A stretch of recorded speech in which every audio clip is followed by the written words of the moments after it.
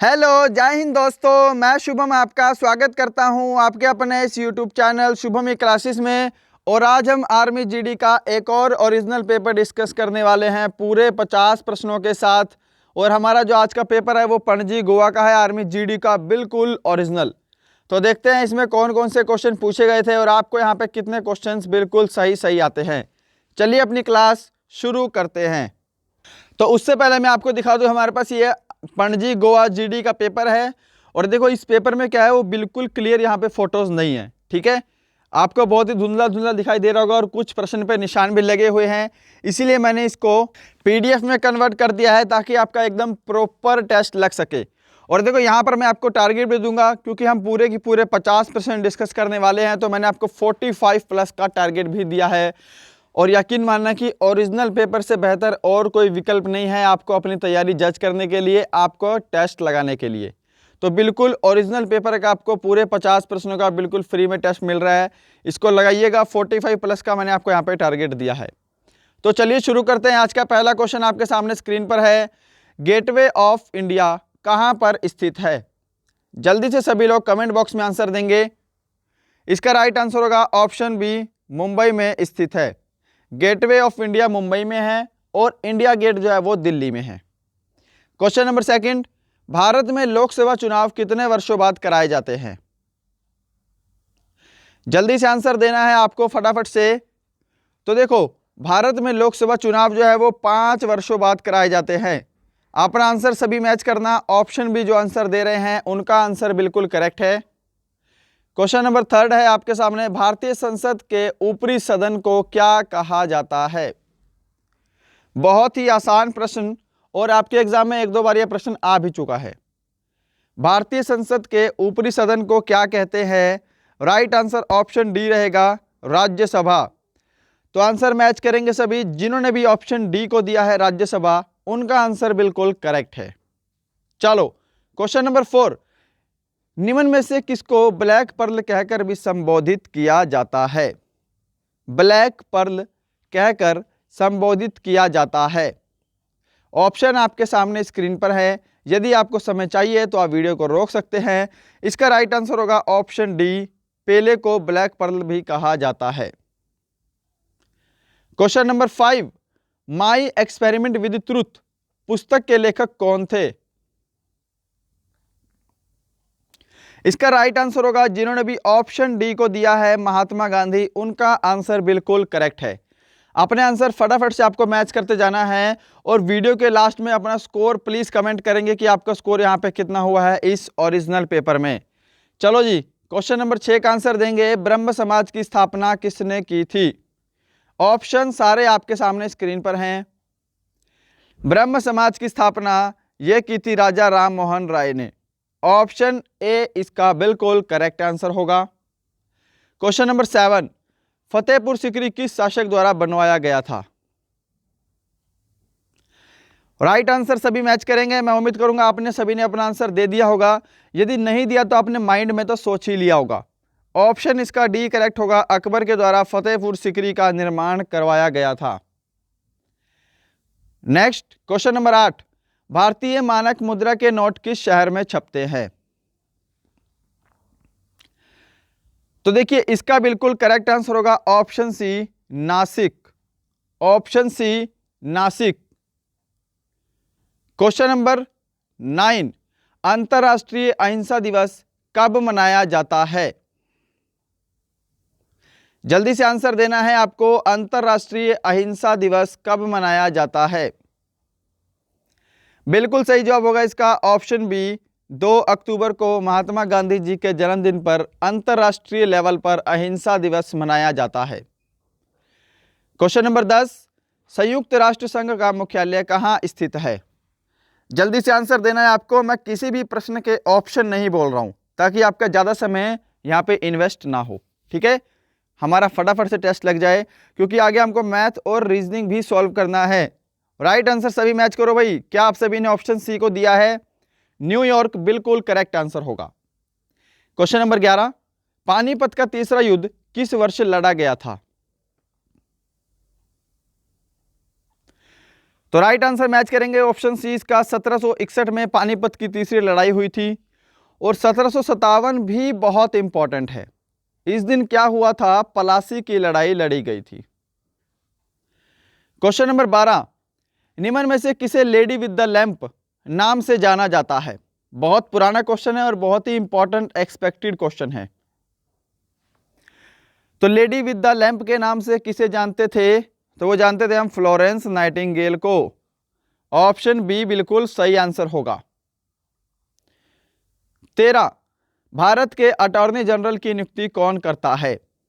और देखिए इस वीडियो में मैं आपसे 2 से 3 क्वेश्चन पूछूंगा जो कि आपको वीडियो खत्म होने के बाद आंसर देना है और बिना गूगल करे, ठीक है? अगर आपको आता है तो आंसर देना, नहीं आता तो आंसर मत देना। भारत के अटॉर्नी जनरल की नियुक्ति करता है राष्ट्रपति। ऑप्शन बी करेक्ट होगा। और क्वेश्चन आज का पहला यह है कि भारत के अटॉर्नी जनरल वर्तमान में कौन है? राइट। चलो क्वेश्चन नंबर 14, निम्न में से कौन सी नदी का उद्गम स्थल अमरकंटक है? सही जवाब मैच करेंगे सभी। यहां पे ऑप्शन बी जिन्होंने दिया है नर्मदा, ऑप्शन बी नर्मदा बिल्कुल करेक्ट आंसर होगा। क्वेश्चन नंबर 15 है और हमारा सामान्य ज्ञान का लास्ट है। फिर हम सामान्य विज्ञान के 15 क्वेश्चन करेंगे जो कि आपके पणजी गोवा के एग्जाम में जीडी में आए गए थे। तो देखो, स्वतंत्र भारत के पहले गृह मंत्री कौन थे? ये आपसे पूछा गया था। तो जल्दी से आंसर देना है आपको। आंसर मैच करेंगे ऑप्शन बी सरदार वल्लभ भाई पटेल। जिन्होंने भी ऑप्शन बी को दिया है उनका आंसर बिल्कुल सही है। तो गाइस ये थे आपके सामान्य ज्ञान के 15 प्रश्न। अब बात करते हैं हम सामान्य विज्ञान की। तो जल्दी से फटाफट से आंसर देना है 16वें प्रश्न का, मनुष्य के रक्त का लाल रंग किसके द्वारा होता है? जल्दी से आंसर देना है आपको और आंसर मैच करेंगे। यहां पर जिन्होंने भी ऑप्शन ए को दिया है हीमोग्लोबिन, उनका आंसर बिल्कुल करेक्ट है। चलो 17, आवृत्ति का मात्रक क्या है? आवृत्ति का मात्रक क्या होता है? सही जवाब रहेगा इसका ऑप्शन बी हर्ट्ज। राइट। और देखो भाई, जो लोग लाइक नहीं करते, अगर आप वीडियो देख रहे हो तो प्लीज आप लाइक कीजिएगा। आपके लाइक की बहुत जरूरत होती है। आपके लाइक से ही मोटिवेशन मिलता है, पता लगता है कि आपको हमारा पढ़ाया हुआ पसंद आ रहा है। ठीक है, तो वीडियो को लाइक कीजिएगा और हो सके तो आप सिर्फ और सिर्फ एक शेयर करें। सिर्फ और सिर्फ एक शेयर करेंगे तो हमारी फैमिली बहुत ही जल्द बड़ी हो जाएगी। ठीक है, बढ़ते हैं नेक्स्ट पे, क्वेश्चन नंबर 18 पे। यदि आपने अभी तक सब्सक्राइब भी नहीं किया है, नए हैं तो सब्सक्राइब भी कीजिएगा। 18 है, मछली किसके द्वारा सांस लेती है? आसान प्रश्न है ना, बहुत बार एग्जाम में आया है। राइट आंसर ऑप्शन सी जो दे रहे हैं गलफडो के द्वारा, उनका आंसर बिल्कुल करेक्ट है। 19, लोहे को जंग लगने की प्रक्रिया क्या कहलाती है? लोहे के जंग लगने की प्रक्रिया क्या कहलाती है? क्या कहलाती है? ऑक्सीकरण। ऑप्शन ए हमारा बिल्कुल सही आंसर होगा। ठीक है, अच्छा इसको संक्षारण भी बोलते हैं, ये भी ध्यान रखना। कई जगह इसको क्या संक्षारण भी लिखा आता है, तो संक्षारण भी आपका राइट आंसर होगा। ठीक है, चलो क्वेश्चन नंबर 20, निम्न में से कौन सा एक अचुंबकीय धातु है? यानी कि वह धातु जो चुंबक के प्रति आकर्षित नहीं होती, कौन सी है? तो सही आंसर ऑप्शन ए रहेगा आपका टीन। टीन क्या है? एक अचुंबकीय धातु है। चलें आगे।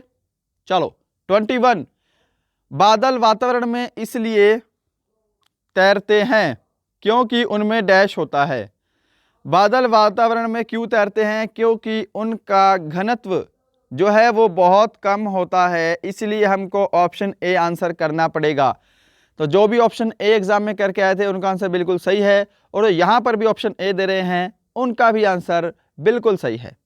चलिएगा क्वेश्चन नंबर 22 पे, एलपीजी गैस का मुख्य घटक क्या है? हाँ जी, लिक्विड पेट्रोलियम गैस, कभी कभी इसको लिक्विफाइड पेट्रोलियम गैस भी बोलते हैं। राइट आंसर ऑप्शन बी रहेगा ब्यूटेन और प्रोपेन। ओके। 23, मनुष्य के शरीर में कितने प्रतिशत रक्त की मात्रा होती है? तो देखो एक क्वेश्चन और भी आता है, मनुष्य के शरीर में वजन के हिसाब से कितने प्रतिशत रक्त होता है? दोनों का ही आंसर आपको ऑप्शन डी देना है, 7%। 7%। ओके, क्वेश्चन नंबर 24 पर चलते हैं। एक हॉर्स पावर किसके बराबर होता है? जल्दी से आंसर देना है आपको। एक हॉर्स पावर किसके बराबर होता है? सही जवाब ऑप्शन बी रहेगा इसका, 746 वाट। 746 वाट। 25 का आंसर देंगे। पाचन के पश्चात प्रोटीन किसमें परिवर्तित होता है? जल्दी से आंसर देना है आपको। तो देखो, पाचन के पश्चात प्रोटीन जो है यह अमीनो अम्ल में बदल जाता है। अब ग्लूकोज मत करना आंसर, यहाँ पे प्रोटीन पूछा आपसे, कार्बोहाइड्रेट्स के बारे में कोई भी बात नहीं हुई है। पाचन के पश्चात प्रोटीन अमीनो अम्ल में बदल जाता है। ओके। और देखो, कभी कभी जो है वो HCl में भी होता है। HCl और अमीनो अम्ल, इनमें से अगर कोई भी ऑप्शन आपके एग्जाम में आएगा तो दोनों ही आपके आंसर करेक्ट होंगे। ठीक है ना? चलो, क्वेश्चन नंबर आपका 26। टाइफाइड किसके कारण होता है? टाइफाइड किसके कारण से होता है? तो इसका ऑप्शन डी राइट होगा, बैक्टीरिया के द्वारा। क्वेश्चन नंबर 27 मैच करेंगे। जीवन की मूलभूत इकाई क्या है? जीवन की मूलभूत इकाई क्या है? क्या आंसर होगा इसका? इसका आंसर होगा ऑप्शन बी, कोशिका। कोशिका जो है वो जीवन की मूल इकाई होती है। 28, मनुष्य के शरीर का प्रमुख श्वसन अंग कौन सा है? मनुष्य के शरीर का प्रमुख श्वसन अंग कौन सा होता है? तो सही जवाब ऑप्शन बी रहेगा इसका, फेफड़े। ठीक है। देखो, श्वसन अंग की बात की है तो फेफड़े बिल्कुल करेक्ट आंसर होगा। हम नाक के द्वारा जब सांस लेते हैं तो हमारे वो जो है फेफड़े ही पंप करते हैं। ठीक है ना? श्वसन अंग फेफड़े है। और हृदय क्या करता है? हृदय जो है रक्त को पंप करता है, रक्त को दोनों तरफ पूरे शरीर में पहुंचाने का काम करता है, रक्त का शुद्धिकरण का काम करता है। 29, प्रकाश संश्लेषण डैश रंग में अधिकतम होता है। सभी को पता होगा ना इसका आंसर? जल्दी से आंसर देना कमेंट बॉक्स में, आंसर मैच करो सभी। ऑप्शन डी जो दे रहे हैं लाल रंग, उनका ही आंसर बिल्कुल करेक्ट है। और यहां पे प्रश्न संख्या 30 और हमारा सामान्य विज्ञान का भी लास्ट है, फिर हम सेक्शन सी करेंगे गणित का, जो पणजी गांव में पूछा गया था। चलो, पागल कुत्ते के काटने से कौन सी बीमारी होती है? तो मुझे नहीं लगता कि इस प्रश्न के आंसर पे हमको ज़्यादा समय वेस्ट करना चाहिए। आंसर सभी ने ऑप्शन डी ही दिया होगा, रेबीज। रेबीज की खोज लुई पास्चर ने की थी और यह पागल कुत्ते के काटने से होती है। ओके, चलो अब बढ़ते हैं भाग सेक्शन सी पे, गणित के प्रश्न पे। और देखो भाई, वीडियो आपको पूरा की पूरा कंप्लीट देखना है। अगर आपने यहां तक वीडियो देखा है तो आपको अगले सिर्फ और सिर्फ हमारे 20 क्वेश्चन बचते हैं, अगले आप 20 क्वेश्चन भी पूरे की पूरे कंप्लीट देखें। राइट? क्योंकि आपको पता है आपके एग्जाम में तो आपका पूरा करके जाना पड़ेगा। और देखो, फिर आपका सिलेक्शन नहीं होता, आपको फिजिकल निकालने के बाद तो बहुत अफसोस होता है। ठीक है? तो यहां पर आप प्रॉपर क्लास लगाया करो, आपको हमेशा बेनिफिट मिलेगा। क्वेश्चन नंबर 31 है, एक संगीत विद्यालय में 70% विद्यार्थी लड़के हैं। यदि लड़कियों की संख्या 255 हो तो लड़कों की संख्या ज्ञात करो। तो देखो, आप क्या करो, पहले अपना कॉपी पेन लेके इसको खुद से सॉल्व करो, हमारा वीडियो पॉज करके। ओके? और सॉल्व करने के बाद अपने आंसर से मेरा आंसर मैच करना, तो वहां पे ज्यादा आपको बेनिफिट मिलेगा। तो देखिए, बढ़ते हैं इसके सॉल्यूशन पे। कि कुल विद्यालय मान लीजिए विद्यार्थियों की संख्या 100% है ना? अब इस 100% में से क्या बोल रहा है कि जो 70% है वो क्या है भाई? लड़के हैं, यानी कि बॉयज हैं। अब अगर 70% बॉयज हो गए तो बचा कितना? 30%। और ये 30% क्या है? ये गर्ल्स हैं, है ना? अब बोल रहा है यदि लड़कों की संख्या 255 हो तो लड़कियों की संख्या 255 हो तो लड़कों की संख्या ज्ञात करो। अब देखिए, यहां पर तो कितनी है? 30% है। प्रश्न में आपको कितना दिया है? 255 दिया है। तो 30% जो है वो 255 के बराबर हो गया। हमको क्या निकालनी है? लड़कों की संख्या, यानी कि 70% की वैल्यू। समझ रहे हो ना? तो देखो, 255 यहां पे बराबर में है तो 255 बट्टे में 30, और हमको निकालनी है 70% की वैल्यू, तो हम क्या कर देंगे? गुणा 70 कर देंगे। बस यहां से आपका राइट आंसर आ जाएगा। जीरो से हमारी ये जीरो कैंसिल हो गई, 3 से कैंसिल करेंगे तो कितना आएगा? 3 × 8 = 24 और 3 × 5 = 15। 85 को अब 7 से आपको गुणा करना है। 5 × 7 = 35, हासिल 3, 8 × 56, 595। ऑप्शन सी जो आंसर दे रहे हैं उनका आंसर बिल्कुल सही है 595। समझ में आया ना सभी को? चलो क्वेश्चन नंबर बढ़ते हैं 32 पे। जल्दी से आंसर देना है और ये प्रश्न तो बहुत ही आसान है। वह बड़ी से बड़ी संख्या क्या होगी जिसे 30, 53 और 99 को विभाजित करने पर समान शेषफल बचे? तो देखो ऐसे प्रश्न में आप एलसीएम लेकर भी सॉल्व कर सकते हो, ठीक है, बट संख्याएं हमारे पास बहुत ही अलग अलग है, बड़ी बड़ी है। आप क्या करो, ऑप्शन से उठा के डिवाइड करना शुरू करो। तो यहां पर देखो ऑप्शन डी आपका करेक्ट आंसर होगा 23, ठीक है। अगर 23 को मैं 30, 53 और 99 से भाग करूंगा तो 7 शेषफल बचता है, राइट। तीनों में 7 ही शेषफल बचेगा। 33 क्वेश्चन है, यदि दो संख्याओं का गुणनफल 47, 25 और लघुत्तम महत्तम समापवर्तक 15 है तो उनका एलसीएम क्या होगा? तो देखो मैंने आपको एक फॉर्मूला बताया था कि वो मैंने क्या बताया था कि एलसीएम गुणा एचसीएफ बराबर क्या होता है, संख्याओं का गुणनफल बराबर होता है संख्याओं का गुणनफल, ठीक है ना। तो देखो एलसीएम हमको निकालना है, इसको मैं एलसीएम ऐसे लिख देता हूं, गुणा एचसीएफ हमारा 15 है, संख्याओं का गुणनफल कितना है 47, 25। बस अब 15 से आपको इसको कैंसिल कर देना है, 15 तिया 45, ठीक है, 2 और 2, 15 एकम 15, 15 5 75। तो एलसीएम हमारा कितना आ जाएगा, यहां से 315 आ जाएगा। ऑप्शन डी ही आपका बिल्कुल करेक्ट आंसर होगा। तो जिन्होंने ऑप्शन डी को चूज किया है उनका आंसर बिल्कुल सही है। मैं उम्मीद करूंगा सभी को यह क्वेश्चन समझ में आया होगा। क्वेश्चन नंबर 34 है, एक मोटरसाइकिल 140 मीटर की दूरी 18 सेकंड में तय करती है तो किलोमीटर प्रति घंटा में उसकी गति आपको बतानी है। तो देखो हमको बतानी है स्पीड। स्पीड का फॉर्मूला क्या होता है, डिस्टेंस अपॉन टाइम होता है। डिस्टेंस हमको दे रखा है कितना, 140 मीटर, टाइम हमको दे रखा है 18 सेकंड। अब देखो यहाँ पर अगर हम इसको सॉल्व करेंगे ना तो ये जो स्पीड है वो हमारी क्या आ गई, मीटर प्रति सेकंड में आएगी, है ना।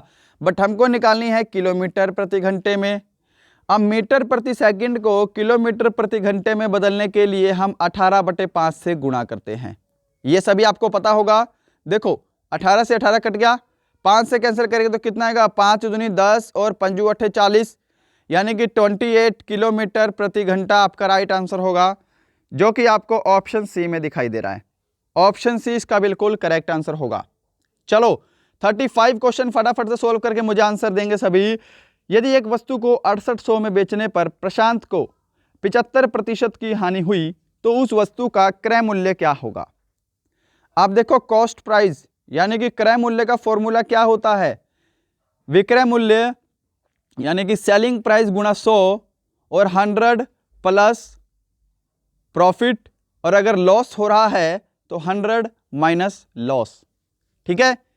तो देखो विक्रय मूल्य हमारा कितना है, 6800 रुपये है, इनटू हम क्या करेंगे, गुणा करेंगे, और यहाँ पे हानि हो रही है ना 75% की, तो 100 माइनस 75 कितना होता है, 25 होता है। बस इसको सोल्व करेंगे आपका आंसर आ जाएगा 25 एकम 25, 25 चौके 100, 68 को 4 से गुणा करो भाई, 8 चौके 32, हासिल 3, 6 चौके 24, 25 26 27, तो यहाँ पे 27200 गुणा करने के बाद आपका ये आंसर आएगा।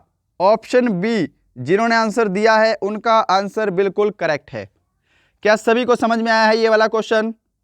चलो नेक्स्ट क्वेश्चन है क्वेश्चन नंबर 36, और 36 देखो रीजनिंग का क्वेश्चन है और ये मैथ में घुसा रखा है, बहुत ही आसान। कि देखो 39 के बाद 2 बढ़ रहा है, 41 के बाद 2, 45 के बाद 2 बढ़ेगा, फिर आपके यहाँ पे भी 2 बढ़ेगा, 47 करेक्ट आंसर होगा, ठीक है। इसमें समझाने का कुछ नहीं था, बिल्कुल आसान सी सीरीज है।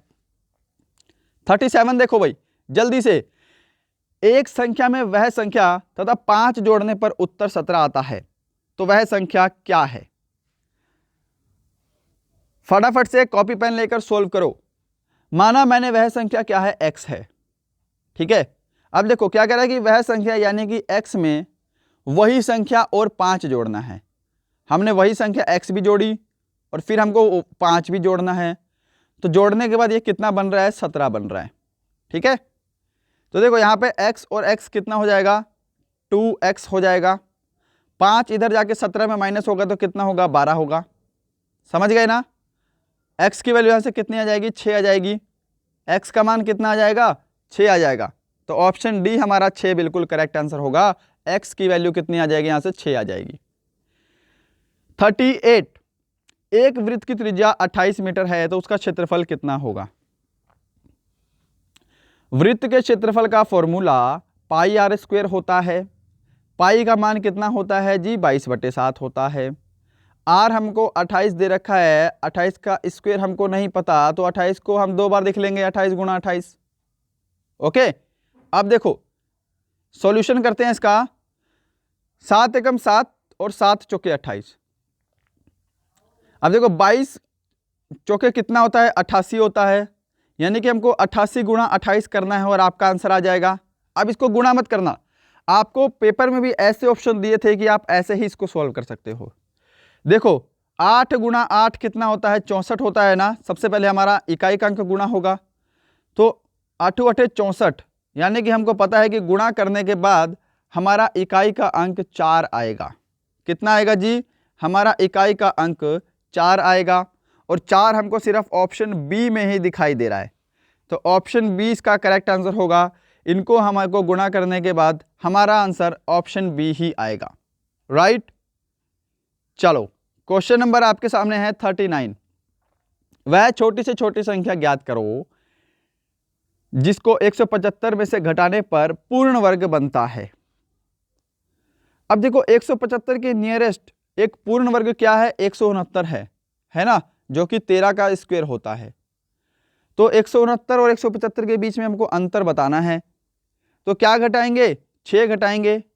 सीधी सी बात है, 175 में 6 घटाएंगे तभी तो 169 बनेगा, है ना। तो ऑप्शन बी ही आपका बिल्कुल करेक्ट आंसर होगा। क्या सभी को ये क्वेश्चन भी समझ में आया है। और देखिए लाइक जरूर करना अगर आपने अभी तक इसको लाइक नहीं किया है। क्वेश्चन नंबर 39, एक आयत का क्षेत्रफल 576 वर्ग सेंटीमीटर है और इसकी एक भुजा 20 सेंटीमीटर है, तो इसका परिमाप ज्ञात करो। बताओ जी फटाफट से आंसर। तो देखो आयत का परिमाप क्या होता है, 2 × L + B, ठीक है ना। और आयत का क्षेत्रफल होता है लंबाई गुणा चौड़ाई। हमको देखो इसके लिए पहले चौड़ाई निकालनी पड़ेगी क्योंकि हमको चौड़ाई नहीं दी है। तो देखो लंबाई हमको दे रखी है 20, चौड़ाई हमको पता नहीं, हमने b लिख दिया। लंबाई गुणा चौड़ाई क्या हो गया, क्षेत्रफल का फॉर्मूला हो गया। और क्षेत्रफल हमको दे रखा है 560। समझ गए ना सभी। आप कैंसिल करेंगे, 0 से हमारी 0 कट गई, भाग हो रहा है यहाँ पे। 2 से इसको भाग करेंगे, 2 दूनी 4 और 2 अट्ठे 16। तो यानी कि हमारा जो b है वो कितना आ गया भाई, 28 आ गया। यहाँ तक सभी को समझ में आया है। अब यहाँ पे आपको वैल्यू पुट करनी है। तो देखो भाई 2 × L हमारा 20 था, प्रश्न में दिया हुआ है। b हमारा कितना आया है भाई, 28 आया है, तो b हम 28 लिख देंगे। बस इनको जोड़ो, पहले कितना होगा यहाँ पे 48 होगा, फिर ये 2 यहाँ पे गुणा होगा, 48 गुणा 2, क्या आंसर होगा आपका 96 होगा। 96 होगा, जो कि आपको ऑप्शन बी में दिखाई दे रहा है। जिन्होंने भी ऑप्शन बी को आंसर दिया है उनका आंसर बिल्कुल करेक्ट है, ऑप्शन बी, ठीक है ना। चलो क्वेश्चन नंबर 41, 12, 15 तथा 30 का लघुत्तम समापवर्तक ज्ञात करो। जल्दी से आंसर देना है भाई, हम समय नहीं देंगे इसका। तो देखो 12, 15 और 30, अब एलसीएम मैं क्या सोल्व करूंगा आपको, ऑप्शन आपका बी करेक्ट आंसर होगा 60। इनका एलसीएम जो है वो 60 होगा, ठीक है ना। 42 देखो यहाँ पे बहुत ही आसान प्रश्न में बोला है ए और बी किसी काम को 12 दिन में करते हैं, ए + बी किसी काम को 12 दिन में करते हैं, बी और सी किसी काम को 20 दिन में करते हैं, तथा सी + ए किसी काम को 15 दिन में करते हैं। तो तीनों मिलकर उस काम को कितने दिन में पूरा करेंगे। तो देखो इसको आप कैसे भी कर सकते हो। पहले हम क्या करते हैं, टोटल वर्क निकाल लेते हैं। कुल वर्क कितना होगा, 60 होगा, क्योंकि इनका एलसीएम 60 है भाई, है ना। अब 12 पंजे 60, 20 तिया 60 और 15 चौके 60, और ये कितना आ गया, 3, 5 और 4 क्या है, इनकी क्षमताएं का रेशो है, एक दिन की क्षमता है। अब देखो ये ए और बी दोनों की क्षमता है, ये बी और सी की क्षमता है और सी और ए की क्षमता है। तो देखो हम क्या करेंगे, इनको यहाँ पे जोड़ लेते हैं। ठीक है, इसको आपको भूल जाना है। हम क्या करेंगे, इनको यहाँ पे जोड़ लेंगे। तो देखो यहाँ पर हम 2 कॉमन ले लेंगे क्योंकि सारी चीज़ें 2-2 बार है ना। 2 कॉमन लेने के बाद ये क्या बनेगा, ए प्लस बी प्लस सी, और इनको जोड़ेंगे 4 3 7 और 5 12। समझ गए यहाँ पे। अब देखो 2 से ये कैंसिल हो जाएगा 6 बार में। तो ए प्लस बी प्लस सी, यानी कि तीनों की जो क्षमताएं हैं वो कितनी आ गई, 6 आ गई। तीनों की क्षमताएं 6 आ गई। अब देखो 6 को आपको 60 से भाग करना है, बोला है तीनों उस काम को कितने दिन में करेंगे। सिंपल, तो 6 को 60 को हम 6 से भाग करेंगे और आपका आंसर आ जाएगा 60 को, नीचे देखो हमने 6 से भाग किया तो हमारा आंसर कितना आ गया, 10 आ गया। ऑप्शन बी करेक्ट आंसर होगा 10 दिन। ठीक है, तो ये तो मैंने आपको समझाने के लिए किया है। यदि आपके पास एग्जाम में ऐसा कोई क्वेश्चन आए तो आपको डायरेक्ट इनको जोड़कर 2 से भाग कर देना है और ये इन तीनों की क्षमताएं आ जाएंगी। ठीक है ना। चलो 43 क्वेश्चन है आपके सामने। एक वृत्ताकार बेलन की ऊंचाई 15 सेंटीमीटर और उसके आधार की त्रिज्या 7 सेंटीमीटर है, उसका आयतन क्या होगा। तो फटाफट सोल्व कीजिएगा। इसका सॉल्यूशन होता है पाई आर 2h। बेलन के आयतन का सूत्र होता है, पाई का मान कितना होता है जी, 22/7 होता है। आर हमको दे रखा है 7, तो यहाँ पे 7 × 7 कर लेते हैं, और h हमको 15 दे रखा है। ठीक है, अब देखो सॉल्यूशन में बढ़ते हैं। ये 7 से हमारा ये 7 कट गया, 15 शतक कितना होता है जी, 105, और 105 में क्या होगा, ये 22 गुणा होगा। ओके, तो 105 में 22 गुणा करते हैं फटाफट से। तो 5 दूनी 10, 210, और यहाँ पे 210। तो यहाँ पे गुणा करने के बाद आपका 2310 आंसर आएगा, जो कि ऑप्शन ए में दिखाई दे रहा है 2310 घन सेंटीमीटर।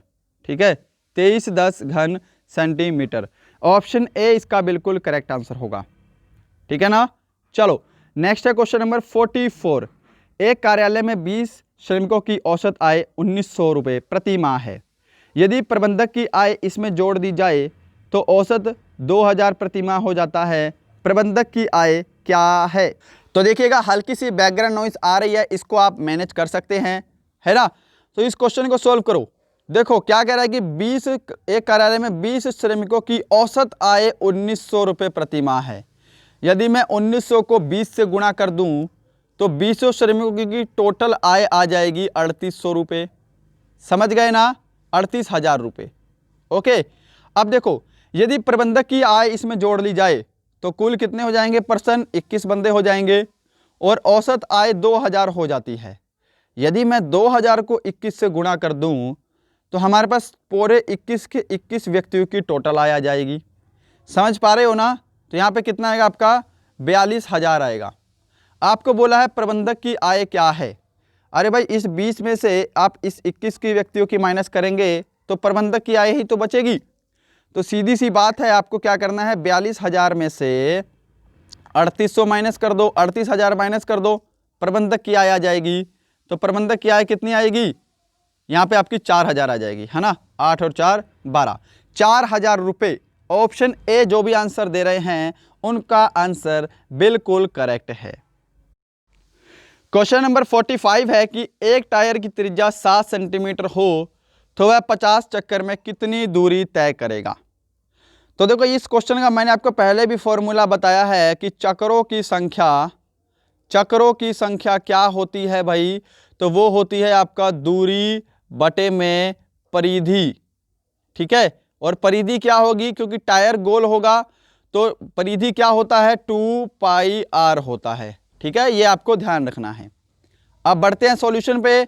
चक्रों की संख्या आपको 50 दे रखी है, हमको दूरी निकालना है तो दूरी हमने ऐसा कैसे ही लिख लिया, और यहाँ पे परिधि है तो परिधि क्या होगा, बटे में 2 × 22 बटे में 7। अब 7 नीचे ना रहकर कहाँ चला जाएगा, ऊपर चला जाएगा, क्योंकि नीचे हमारा डबलिंग हो गया, और r हमको दे रखी है 7। क्या इतना सभी को समझ में आया है। अब देखो 7 से आपका 7 कट गया ना, 22 दूनी कितना होता है, 44 होता है, और 44 इधर जाके 50 में गुणा हो जाएगा। तो आपकी यहाँ से दूरी कितनी आ जाएगी, यहाँ से दूरी कितनी आएगी भाई, 44 जाके 50 में गुणा हो जाएगा, 5 चौके 20, हासिल 2, 5 चौके 20 और 2 22। तो यहाँ पे आपका आएगा 2200, ठीक है। दूरी आपकी आ जाएगी 2200 सेंटीमीटर, 2200 सेंटीमीटर की दूरी है। बट ध्यान रखो प्रश्न में आपको क्या दे रखा है, मीटर, मीटर में आपको निकालनी है। तो मीटर में निकालने के लिए आपको क्या करना है, इसको 100 से भाग करना पड़ेगा। 1 मीटर 100 सेंटीमीटर, 100 से भाग करेंगे तो दूरी आपकी 22 मीटर आ जाएगी, जो कि आपको ऑप्शन सी में दिखाई दे रहा है। क्या सभी लोग इसका आंसर दे पाए हो? चलो अब बढ़ते हैं रीजनिंग के सेक्शन पे जल्दी जल्दी। यहाँ पे आपको फटाफट सॉल्व करना है क्वेश्चन नंबर 46। आगे आपको बताना है कौन सी संख्या आएगी। तो मैं ज़्यादा समय नहीं लूँगा, मैं फटाफट से आंसर दूंगा। देखो 1 का स्क्वायर है, ये 3 का स्क्वायर है, ये 5 का स्क्वायर है, ये 7 का स्क्वायर है, आगे क्या आएगा, 9 का स्क्वायर आएगा। 9 का स्क्वायर कितना होता है जी, 81 होता है। ऑप्शन सी इसका राइट आंसर होगा। क्वेश्चन नंबर 47, 3 संख्याओं का औसत 27 है। दूसरी संख्या पहली से 3 गुणी और तीसरी पहली से 5 गुणी है, वे संख्याएं क्या हैं?